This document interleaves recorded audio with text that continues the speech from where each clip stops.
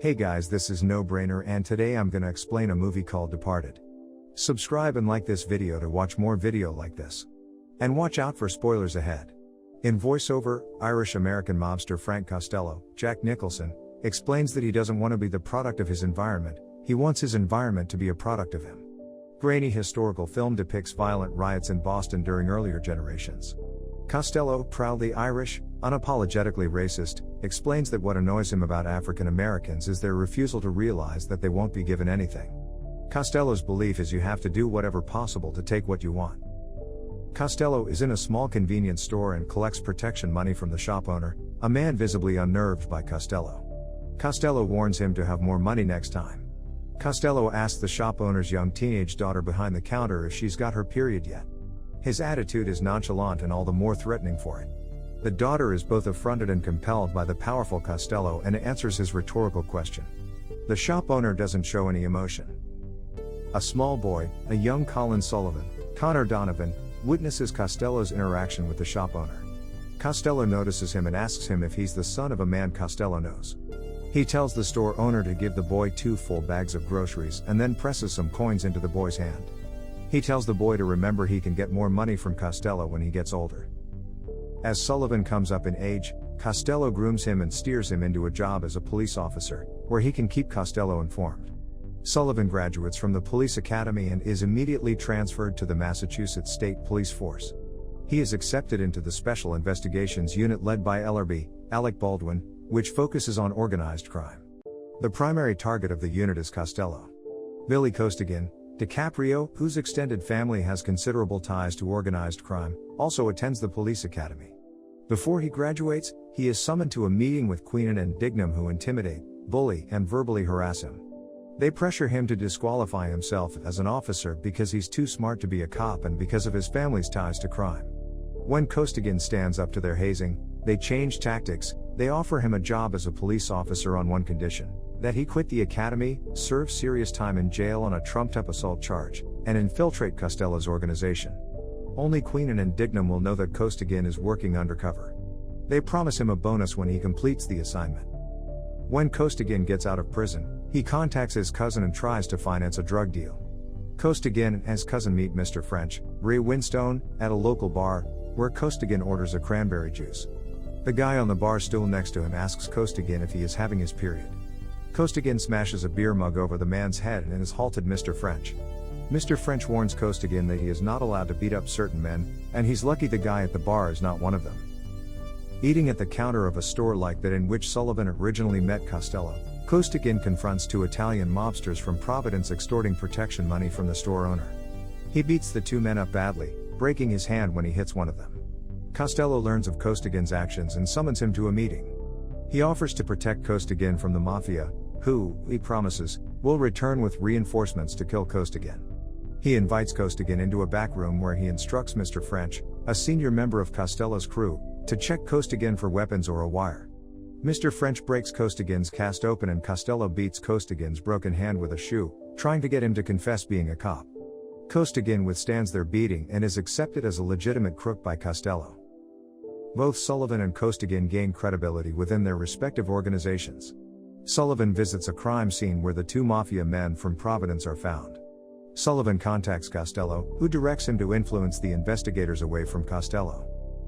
Sullivan begins dating psychiatrist Madeline Madden. Costigan also sees her but as a client, required under the terms of his probation. He also develops an attraction to her. During a deal to sell stolen missile guidance microchips to Chinese government agents, Sullivan warns Costello of the police operation and everyone avoids police detection by boarding boats waiting at the back of the warehouse. It becomes evident to both Sullivan and Costigan that there is a mole in each other's organization, though their identities cannot be determined.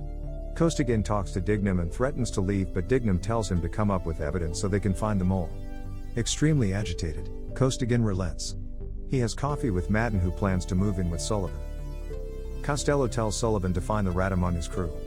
Sullivan asks for his crew members' social security numbers and other forms of ID so he can track them down. Costigan searches for the informant and learns from a member of Costello's crew that Costello himself is an FBI informant, explaining why federal prosecutors repeatedly failed to indict and arrest Costello. Costigan visits Queenan at home late at night and tells him that Costello is an FBI informant. Mr. French collects everyone's social security numbers and other ID. Costigan corrects Fitzgibbons's misspelling of citizens on the envelope containing their information and then leaves. He visits Madden at her apartment, where she is finishing moving out. She tells him she is moving in with Sullivan. They talk and then have sex. Ellerby puts Sullivan in charge of the investigation to find the mole in the Special Investigations Unit, citing his immaculate record.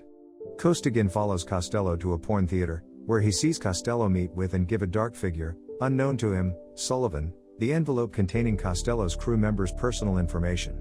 Costigan chases Sullivan out the emergency exit of the theater and through Chinatown, but neither man learns the other's identity. Sullivan tells Costello to trail Queenan to a meeting with Costigan. Costigan gets away before Costello's men throw Queenan off the roof, landing at Costigan's feet. As Costello's crew leaves, Costigan joins them, pretending he's just arrived to join them in the assassination. Delahant is mortally wounded. Back at their bar, Delahant fingers Costigan as the mole but dies before he can tell anyone else. A news report reveals that Delahant, a crew member, was an undercover cop. Consequently, Dignam is forced to step down from the police force. Using Queenan's phone, Sullivan reaches Costigan, and fails to persuade him to quit his work as a mole. Sullivan learns from Queenan's diary that Costello was an informant for the Federal Bureau of Investigation. He worries that his identity as a mole for Costello may be revealed. With Costigan's help, Costello is traced by the police to a cocaine pickup, where a gunfight erupts between his crew and police, during which most of Costello's crew are killed. Sullivan confronts the wounded Costello, who admits he is an occasional FBI informant. Sullivan shoots him multiple times. Sullivan is applauded the next day for having killed Costello by everyone on the force. In good faith, Costigan comes to see him, seeking to get his civilian identity restored and to collect his back pay. He tells Sullivan he intends to resume his civilian life. Sullivan leaves to look up Costigan's employee record when Costigan notices the envelope from Costello on Sullivan's desk. Costigan finally realizes Sullivan is Costello's mole.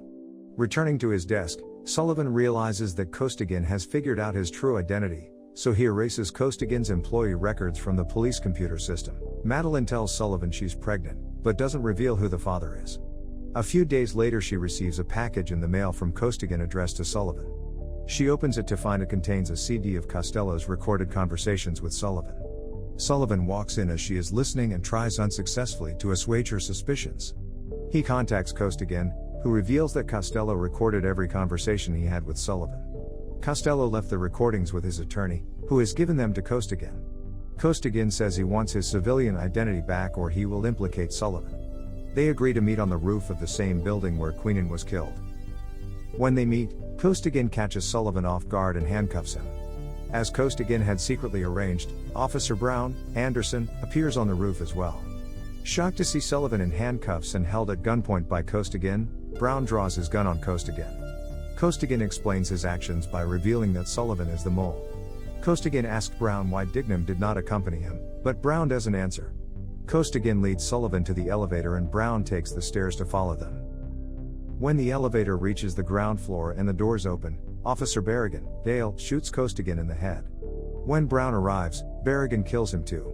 Berrigan reveals to Sullivan that Costello had more than one mole in the police and that Costello was going to give both of them up to the FBI. When Berrigan momentarily turns, Sullivan shoots him in the head. At police headquarters, Sullivan concocts a story to protect himself, identifying Berrigan as the mole and recommends Costigan for the Medal of Merit. At Costigan's funeral, Sullivan and Madeline stand by the grave. Sullivan attempts to talk to her, but she ignores him. As Sullivan enters his apartment, he is met by Dignam, who shoots and kills him. As the frame drifts up to the window and the gold dome of the Massachusetts State House in the background, a rat scurries along the balcony railing. Thank you guys for watching. Comment how you like this video and subscribe to watch the next one.